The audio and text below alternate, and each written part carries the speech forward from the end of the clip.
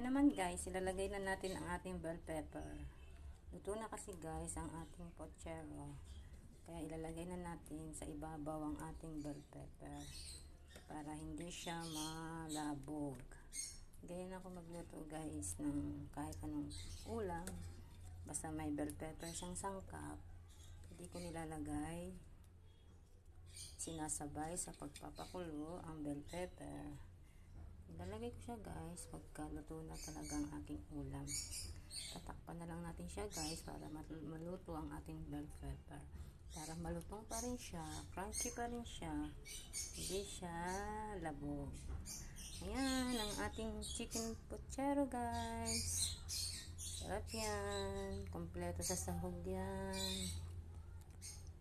Takpan na natin at patayin. Ay, patay na nga pala ang apoy niya. Takpan na lang natin para maluto pa ang ibang gulay na hindi pinakuluan. Ang bell pepper lang pala ang hindi ko sinama sa aking pagpapakulo.